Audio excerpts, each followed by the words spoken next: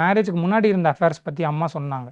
அப்போ அந்த டாட்டூ பத்தி எல்லாம் வந்து தங்கச்சி என்கிட்ட அம்மா டாட்டூ இருக்கும்போதே பத்தி இன்னும் சொல்லவே இல்லை. டாட்டூ அது என்ன டாட்டூ? கல்யாணம் வெட்டிங் ப்ரீவெட் ஷூட்ல ஒரு பொண்ணு ஃபோன் பண்ணிட்டு எனக்கு அஃபேர் இருக்கு, நீங்க வாங்கி கொடுத்த பைக்ல கூட நான் தான் ஃபர்ஸ்ட் போனேன் அப்படின்னு எல்லாம் சொல்லிட்டு பேசுனதுலயே அது ஒரு பொண்ணு பேசுச்சு. மேரேஜ் ஆன 3 மந்த்ஸ்க்கு அப்புறமா வந்து வீட்டில் உட்காந்து இருக்கும்போது அவனோட மேல் தொட சைடு ஒரு டாட்டூ இருந்திருக்குது. அந்த ட்ரௌசர் ஏதோ கொஞ்சம் ஒரு விலகுனப்போ பார்த்துட்டு இது என்ன டேட்டோன்னொன்னே அதெல்லாம் ஒன்றும் இல்லை ஒன்றும் இல்லை இல்லை நான் சண்டை போட மாட்டேன் நீங்கள் சொல்லுங்க அப்படின்னு கேட்டிருக்கிறான்.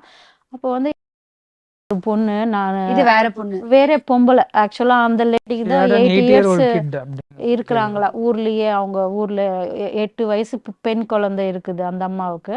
அது அந்த லேடிக்கு அதோட கல்யாணத்துக்கு முன்னாடி ரொம்ப வருஷத்துக்கு முன்னாடி நான் அவங்கள விருப்பப்பட்டேன், அப்போ போட்டுக்கினேன் அப்படின்னு சொன்னோன்னே உடனே போயிட்டு சேம் டே ஈவினிங்கே போயிட்டு அது ஃப்ளவர் டேட்டூ மாதிரி அது மேலே ஏதோ அழைச்சிட்டு வந்துட்டாங்களாம்.